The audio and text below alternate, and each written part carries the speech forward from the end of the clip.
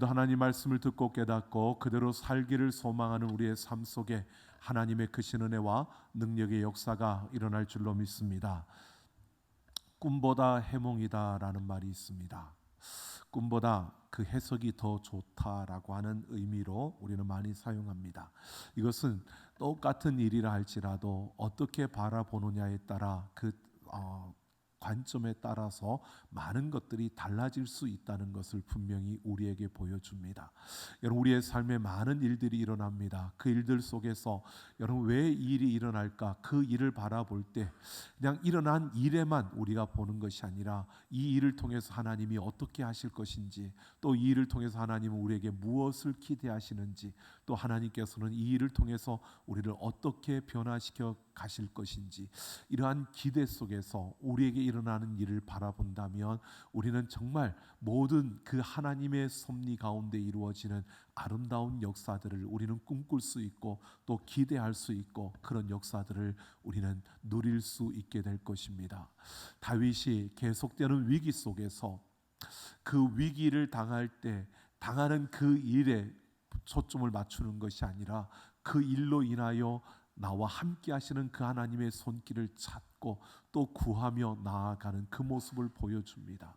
계속되는 위기이지만 그 위기 속에서 다윗이 점점 변화되어져 가는 이 모습을 우리에게 보여주고 있습니다. 오늘 특히 이 다윗이 부솔 시내가에서 세우는 그 언약의 모습을 우리가 함께 살펴보면서요, 정말 우리의 삶 속에서 우리가 이 세상을 살아가면서 하나님의 자녀로서 우리가 어떤 시선을 가지고 바라보며 또 우리가 어떻게 살아가야 할 것인가를 함께 생각해 보려고 합니다. 블레셋 그 가드 왕 아기스에게로 망명을 간 다윗, 그의 잘못된 선택이었음에도 불구하고 그곳에서 다윗을 훈련시키고 또 단련시키시는 하나님의 손길은 계속됩니다. 이 아기스 왕의 신뢰를 얻고 아기스 왕이 다윗을 불러서 이스라엘과의 전쟁에 함께 참여하자고 하는 이 제안을 받고 다윗은 곤혹스러웠습니다. 그런데 하나님께서 그 길을 열어주셨습니다. 다른 방백들의 반대로 인해서 다윗은 그 전쟁에 함께하지 않아도 되는 이런 상황으로 펼쳐졌고요. 그 위기에서 건짐을 받은 다윗, 그가 자기를 따르는 600명의 군사들과 함께 이제 자신들이 살고 있던 시글락으로 돌아왔습니다. 그런데 오늘 1절 말씀을 보면 그 시글락에 아말렉 족속이 들어와서 이 시글락뿐만 아니라 유다 땅의 그 네겝이라는 지역까지 다 그들이 그것을 약탈하여 가는 이러한 역사가 일어났음을 보여주고 있습니다. 그러니까 사흘 만에 시글락으로 돌아왔더니 와서 보니까 이 아말렉 족속에 의해서 그 모든 것들이 약탈당하고 가족들이 다 잡혀간 상태입니다. 이 당시만 하더라도 이렇게 사람들을 잡아가면 그들을 노예로 삼았습니다. 그러니까 지금 다윗과 그의 부하들의 가족들이 다 붙잡혀 갔으니까 그들 모두가 지금 노예가 될 그런 위기에 처해 있는 것입니다. 이런 위기가 또다시 다윗에게 찾아왔습니다. 오늘 성경을 보면 그들이 마음이 너무 슬퍼하는 이러한 모습을 보여주는데, 그 슬픔 가운데서 그 600명의 군사들, 그들이 무엇을 하느냐 하면 돌로 다윗을 치려고 하는 겁니다. 이것은 다윗에게 책임을 묻고 있는 겁니다. 지도자에게 책임을 전가하는 모습을 보여주고 있습니다. 여러분, 다윗도 자신의 재산을 다 잃었고 자신의 가족을 다 잃었습니다. 다윗의 부하들만 그런 게 아니라 다윗도 그 모든 것을 다 잃은 상태입니다. 다윗도 마음이 아프고 슬픕니다. 그런데 백성들이요, 그 다윗에게 지금 책임을 묻고 있는 겁니다. 이런 상황이 펼쳐졌습니다. 굉장히 다급한 상황입니다. 그런데 6절을 보면 다윗은 하나님을 힘입고 용기를 얻었다라고 이렇게 말합니다. 지금 이 다급한 순간에 다윗이요, 하나님을 힘입고 용기를 얻었다라고 하는 것은 그 다윗의 마음에 다른 것이 아니라 하나님 앞에 엎드렸다는 것입니다. 하나님을 붙들었다는 것입니다. 그가 그 순간에 하나님을 신뢰하고 그 하나님께 자신을 던지는 모습을 보여주고 있는 겁니다. 여러분, 자신도 가족을 잃었고 모든 것을 잃었습니다. 그런 상황에서 지금 함께했던 이들이, 자기를 따랐던 이들이 지금 다윗에게 그 책임을 묻고 있는 겁니다. 이런 다급한 상황 속에서 다윗이요, 하나님 앞에 엎드려서 하나님을 힘입고 용기를 얻었다라고 합니다. 이렇게 하나님께 하나님을 신뢰하며 그 하나님을 붙든 다윗이 어떻게 했느냐? 제사장 아비아달에게 에봇을 가져오라고 합니다. 에봇은 제사장이 입는 옷으로 그 안에 우림과 둠밈이 있는데 이것은 하나님의 뜻을 묻는 기구였습니다. 그러니까 제사장에게 그것을 가져오라고 지시한 것은 지금 다윗이 힘을 내어서 하나님을 의지하고 하나님의 뜻을 묻겠다고 말하고 있는 겁니다. 하나님의 뜻을 묻겠다는 것입니다. 그러니까 하나님, 이 위기가 어떤 의미로 주어진 것인지, 또 이것에 하나님께서 우리가 어떻게 하기를 원하시는 건지, 내가 어떻게 하면 되겠습니까? 라고 하나님께 묻겠다는 것입니다. 여러분, 다윗이 변화된 모습을 보십시오. 위기가 찾아왔을 때 다윗이 하나님 앞에 엎드려 하나님을 붙들고 하나님을 신뢰합니다. 그리고 그 하나님의 뜻을 묻고 있습니다. 여러분, 지금 상황을 우리가 생각해 보면 사흘 만에 돌아왔더니 자신들의 그 모든 것이 다 탈취를 당하고 가족들까지 다 사라진 상태입니다. 그러면 여러분, 당연한 것이 내 가족들을 찾기 위해서 누가 그랬는지, 그들이 어디로 갔는지 군사들을 이끌고 쫓아가서 내 가족들을 빼앗아 오는 것, 다시 되찾아오는 것, 이게 당연한 것입니다. 이게 일반적인 우리의 생각입니다. 여러분, 당연한 상황입니다. 당연히 그렇게 해야 되는 겁니다. 그런데 다윗이 그 순간에 하나님 앞에 엎드려 하나님의 뜻을 묻고 있는 이 모습을 보여줍니다. 여러분, 우리는 익숙하기 때문에, 당연한 것이기 때문에, 그건 상식이야 라고 하는 일들, 그러한 상황과 그런 일들이 우리 앞에 있을 때 우리가 하나님의 뜻을 묻기가 그렇게 쉬운 것이 아닙니다. 쉽지가 않습니다. 당연한 거기 때문에, 익숙한 거기 때문에, 이건 상식이니까 우리는 당연히 그냥 상식에 따라 내가 익숙한 대로, 그 당연하게 여기는 대로 우리는 그렇게 행동할 때가 더 많은 겁니다. 그런데 다윗이 지금 변화된 것이요, 그 순간에도 익숙함과 당연함, 그래서 뭐 그런 것 가지고 묻느냐, 그것까지 물어야 되느냐, 그거 뻔한 것 아니야 라고 하는 이런 순간에도 다윗이 멈추어서 하나님 앞에 묻고 있는 이 모습을 보여주고 있는 것입니다.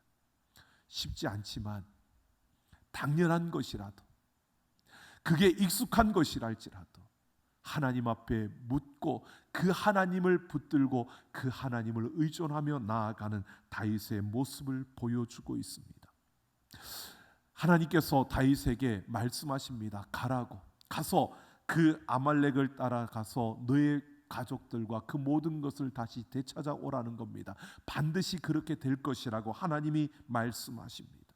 이 말씀을 붙들고 다윗이 추격을 합니다. 그런데 9절을 보면 다윗의 일행이 부솔 시내가에 이르렀을 때 함께하는 600명 가운데 200명이요, 우리는 그 시내를 건너지 못하겠다고 하는 겁니다. 지쳤다는 겁니다. 우리는 힘들어서 더 이상 못 가겠으니 우리는 여기에 낙오하겠다는 겁니다. 뒤떨어지겠다는 겁니다. 다윗과 함께 갈 수 없다는 겁니다. 여러분, 우리가 일반적으로 지도자들은 그렇습니다. 어떤 한 팀이 움직일 때 그 중에 일부가 낙오가 되거나 그 중에 일부가 부정적인 이야기를 하고 우리는 못하겠다라고 한다면 그 영향력은요, 나머지 사람들에게도 미쳐집니다. 그래서 전체가 무너지는 것을 보게 됩니다. 그렇기 때문에 이 작은 것이라도 허용하지 않고요, 그들을 다시 설득시키고 그들을 부추겨서 그들을 다시 바로 세워서 모두가 함께 가야 힘이 나는 겁니다. 함께 가다가 몇 명이 빠지겠다 그러면 가던 사람들도요 힘이 빠지는 겁니다. 지금 그런 상황입니다. 그런데 다윗은요 지금 그렇게 200명이 우리는 못 가겠다라고 하는데 그들의 형편을 이해하고 그것을 받아주면서 200명을 그곳에 부솔 시내가에 남겨두고 나머지 400명만 이끌고 가는 겁니다. 여러분 이렇게 가면요 이 400명 중에 모두가 다윗이 잘 선택했다, 그래 그 힘든 사람은 그래 놔두고 우리가 가서 찾아오면 돼, 이것이 아니라 그 400명 중에는 분명히 이런 사람들이 있습니다. 우리는 힘이 남아서 가나? 나는 힘이 있어서 가는 거야? 나도 힘든데 근데 왜 쟤들은 놔두고 우리끼리만 가자는 거야? 그리고 불평하고 원망하는 이들이 분명히 있다는 겁니다. 그런데 다윗은요 그 400명만 이끌고 200명을 두고 가는 겁니다. 여러분 보십시오. 이렇게 가다가 여러분 보면 11절을 보면 다윗의 일행이 또 한 소년이 쓰러진 것을 봅니다. 이 소년이 굶주림과 목마름으로 쓰러져 있는데 병이 들어서 쓰러진 거의 죽게 된 한 소년을 보게 됩니다. 여러분 지금 다윗이 놀러 소풍을 가는 게 아닙니다. 지금 다윗과 400명의 군사들이요 자기들의 가족들을 구하려고 지금 가는데 그들을 쳤던 그 가족들을 데리고 가는 이들이 어디로 가고 있는지도 모르고 지금 가고 있는 겁니다.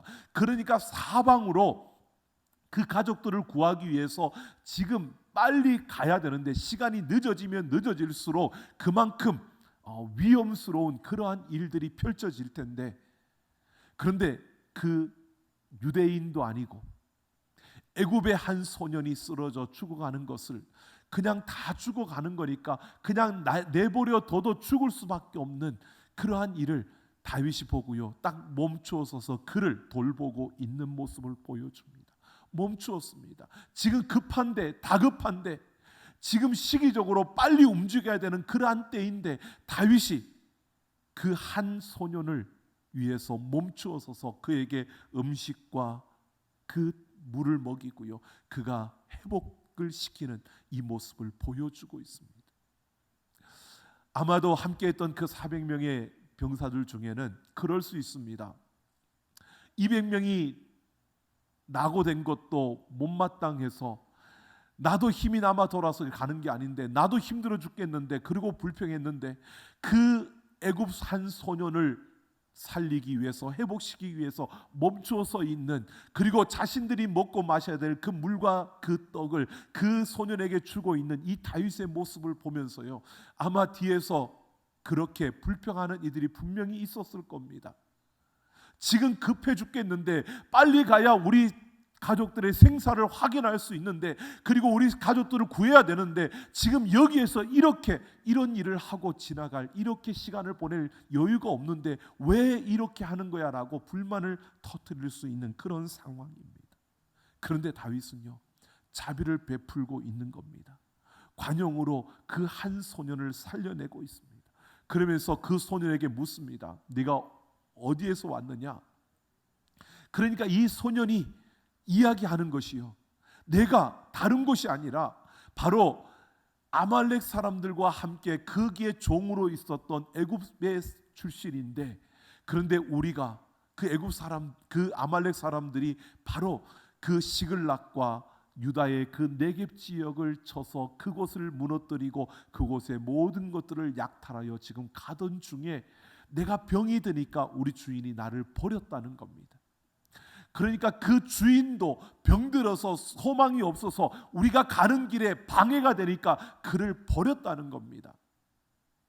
그런데 다윗은 그를 회복시키고 그를 돕고 있는 겁니다. 자, 이런 상황 속에서 다윗은 보았습니다. 이제 누가 자신들의 그 시글락을 그렇게 쳐서 약탈하고 그 가족들을 끌고 갔는지 바로 아말렉 사람들이라는 것을 알게 되었고요. 그리고 그들이 어디로 갔는지 이제 방향을 그 소년을 통해서 알게 되는 겁니다. 누가 그랬는지 어디로 갔는지 모르고 달려가던 다윗에게 하나님은 이 소년을 보게 했습니다. 만약 다윗이 급하다고, 너무 시간이 없다고, 여유가 없다고 그 소년을 그냥 지나쳤다면 누가 그랬는지 어디로 갔는지도 모르고 사방을 찾아 헤맬 수밖에 없는 그런 상황이었는데, 하나님은 그 소년을 보게 했고 다윗은 그 소년에게 관용을 베풀고 그 은혜를 베풀므로 그는 누가 그랬는지 어디로 갔는지를 찾고요, 그 소년의 인도를 따라서 바로 16절을 보면 그들이 아말렉 군대가 있는 곳에 다다릅니다. 이 아말렉 군대가요, 자신들이 많은 것을 약탈하고 승리했다는 그 기분에 술을 마시며 그들이 잔치를 벌이고 있었습니다. 그 잔치를 벌이는 그 시간을 기다렸습니다. 새벽이 되었을 때 다윗이 그 군사들과 함께 들어가서 그 아말렉 군사들을 치고 그리고 그 모든 것을 다시 되찾는 이러한 승리를 이루었습니다. 여러분 생각해 보십시오. 이 승리는 다윗의 군사들이 이룬 승리가 아니고요, 하나님이 그들에게 안겨준 승리였습니다. 그냥 그들이 사방으로 찾아야 되는데도 하나님은 그들을 만날 수 있는 한 소년을 보게 했고 또 그 소년을 통해서 그곳으로 이끌어져서 이 승리를 이루었습니다. 이제 완전한 승리를 이루고 그들이 회복하고 가족들과 그 모든 것들을 다 그들의 것을 빼앗아 가지고 전리품을 챙겨서 이제 돌아옵니다. 그런데 21절을 보면 또다시 문제가 생깁니다. 여러분, 승리하고 기뻐해야 될 그들에게 또다시 문제가 생긴데 뭐냐? 전리품의 분배의 문제였습니다. 돌아오는 길에 이제 부솔 시내가에 이르러서 낙오되었던 200명이 함께 합류합니다. 그런데 그때 다윗과 함께 나아갔던 400명 중에 오늘 성경은 이렇게 말합니다. 악한 자와 불량배라고 말합니다. 악한 자와 불량배라고 하는 이들은 그 함께하는 400명 중에 바로 다윗을 쫓았던 그 부하들인데, 그들 중에 자신들만을 생각했던 사람들, 그러니까 원망하고 불평했던 사람들, 바로 그 악한 불량배들이요, 뭐라고 하느냐? 우리가 저들에게, 부솔 시내가에 남았던 이 낙오자들에게 저들의 가족과 저들의 재산을 돌려준 것이다. 그러나 그 이외에 우리가 더 많은 전리품을 가졌는데 이 더 얻은 전리품은 저들과 나눌 수 없다는 겁니다. 왜? 저들은 전쟁에 참여하지 않았으니까.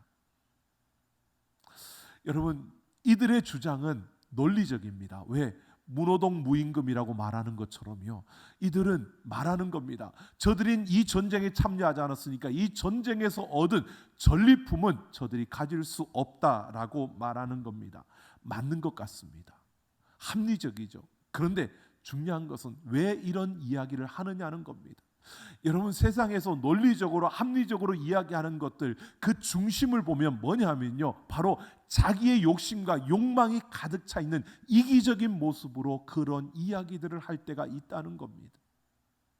지금 이들이 그런 자들입니다. 그래서 불량배라고 악한 자라고 말하는 겁니다. 이들은 지금 자신들의 욕심과 욕망 때문에 함께 갖지 않았기 때문에 그들에게 줄 수 없다라고 말하고 있는 겁니다.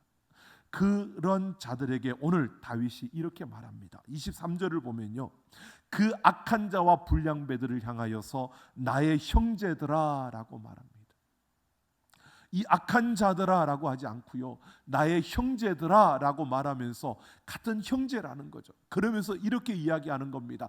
우리가 이 전쟁에서 승리할 수 있었던 것은, 우리가 우리의 가족을 되찾고 우리의 재산을 되찾고 우리가 이런 많은 전리품을 가질 수 있었던 것은 우리가 강했기 때문이 아니라 하나님의 은혜라는 것입니다. 하나님의 은혜로 우리가 이 승리를 이루었기 때문에 이 모든 것은 하나님의 은혜로 주어진 것이기에 우리는 이것을 똑같이 나누어야 한다는 겁니다. 은혜로 얻은 것을 은혜로 우리는 함께 나누는 이러한 우리의 모습이어야 한다는 겁니다. 그래서 그곳에 갔더니나 가지 않았더니나 동일하게 그것을 분배하도록 명령을 합니다. 그러면서 25절을 보면 그날부터 다윗이 이것으로 이스라엘의 율례와 규례를 삼았다라고 말하고 있습니다. 이스라엘의 율례와 규례를 삼았다라고 하는 것은요, 이스라엘에서 더 이상은 이 법칙을 바꿀 수 없는 법칙으로 다윗이 그렇게 만들었다는 것입니다. 바로 은혜의 나눔이요. 내게 주어진 모든 것이 하나님의 은혜로 주어진 것이기에 이것을 우리는 같은 공동체 안에서 함께 나누어야 한다는 것을 말하고 있는 것입니다. 이것이 부솔시내가의 언약입니다. 다윗은 이렇게 부솔시내가에서 이스라엘이 영원토록 지켜야 할 한 언약을 세우는 겁니다. 그것은 우리에게 주어진 모든 것이 하나님의 은혜로 주어졌기에 이것을 내 것이라고 욕심부리는 것이 아니라 그 은혜를 나누며 살아가는 원리를 그가 이야기하고 있는 것입니다. 바로 오늘 우리에게 주어진 삶에도 마찬가지입니다. 여러분, 우리에게 주어진 모든 것들이 하나님의 은혜로 주어진 것을 우리가 믿는다면 우리는 우리의 것으로 은혜의 나눔을 실천하며 살아가는 우리가 되기를 예수님의 이름으로 축원합니다. 다윗이요, 이 병사들과만 나눈 게 아닙니다. 그 다음에 보면요, 다윗이 유다의 그 네겝 지역의 산지에 있던 사람들, 그 장로들과 그 형제들에게도 나눕니다. 왜? 그들의 것도 아말렉이 그들의 것을 탈취해 갔기 때문에 그들에게도 나누어 주는 다윗의 모습을 보여줍니다. 바로 어려움을 당하고 아픔을 당한 그들에게 우리가 받은 그 은혜를 같이 함께 나누는 다윗의 모습을 보여주고 있는 겁니다. 세상은 얼마만큼 공로를 세웠고 얼마만큼 헌신했고 거기에 얼마만큼의 그런 지분을 가지고 있느냐에 따라 그 이익을 나누는 것이 세상의 합리적이라고 말하는 그러한 부분이지만 오늘 다윗은 말하는 겁니다. 바로 예수 그리스도를 품은 다윗의 나라, 그 나라에서는 영원토록 이렇게 모든 것이 은혜로 주어졌기에 그 은혜로 나누는, 은혜의 나눔을 실천하는 은혜의 나눔의 원리로 살아가는 것이 우리의 삶이어야 한다고 그렇게 강조하고 있는 것입니다. 오늘 우리의 삶 속에서 여러분, 우리가 받은 그 은혜를 나누며 은혜의 나눔을 우리의 삶의 원리로 삼고 살아가는 우리 모두가 되기를 예수님의 이름으로 축원합니다. 마태복음 25장을 보면 예수님께서 의인들을 향하여서 내가 줄일 때에 너희가 먹을 것을 주었고 목마를 때에 마시게 하였고 나그네 되었을 때 영접하였고 헐벗었을 때에 옷을 입혔고 병들었을 때에 돌보았고 옥에 갇혔을 때에 와서 보았느니라 라고 말합니다.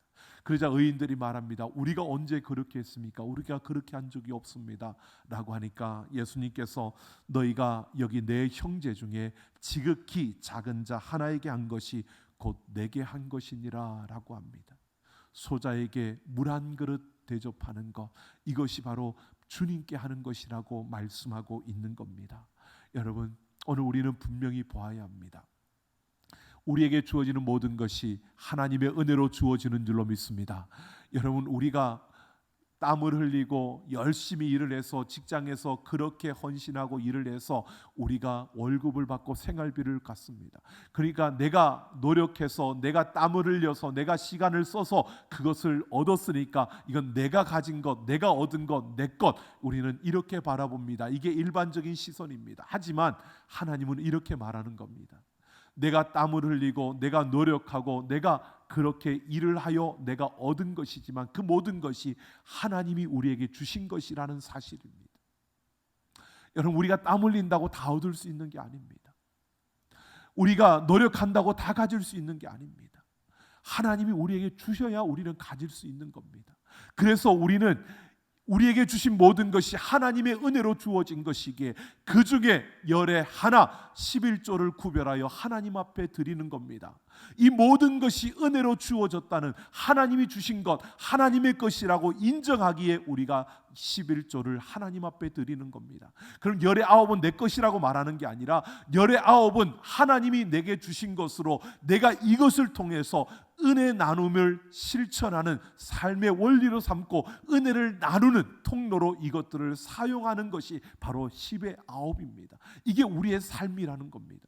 지금 다윗은 이렇게 말하고 있는 겁니다. 우리의 모든 것은 하나님의 은혜로 주어진 것이기에 이 은혜를 나누며 살아가는, 곧 하나님께로 우리가 그 하나님이 주신 것을 하나님을 위해서 사용하며 살아가는 그런 삶을 이야기하고 있는 겁니다. 여러분, 우리에게 이렇게 보여지죠. 우리는 공동체입니다. 그래서 성경은 우리를 한 몸이라고 말합니다. 한 몸의 각 지체라고요. 여러분, 한 몸의 각 지체라는 것은요, 여러분, 우리의 몸 모두가 건강해야 내가 건강한 겁니다. 여러분, 제가 건강하다라고 하는 것은 제 눈도, 제 입도, 제 손도, 제 발도 건강해야 내가 건강하다는 겁니다. 근데 내 손이 아프면 나는 건강하지 못하는 겁니다. 눈이 아무리 좋아도 손이 건강하지 못하면 내 몸은 건강하지 못하는 겁니다. 여러분, 이게 우리의 모습입니다. 성경은 이렇게 말하는 겁니다. 그래서 은혜 나눔을 우리의 삶의 원리로 삼고 살아가야 한다는 겁니다. 여러분, 우리가 이 나라 이 민족 가운데 있습니다. 우리는 대한민국이라는 이 나라의 한 국민으로 서 있는 겁니다. 여러분, 우리가 한 국민 한 사람 한 사람이지만 결국 우리는 대한민국 국민입니다. 대한민국이라는 이 공동체 안에 우리는 한 지체로 서 있는 겁니다. 그러면 나 하나쯤이야 라고 생각하는 게 아니라 내가 건강해야 이 대한민국이 건강한 겁니다.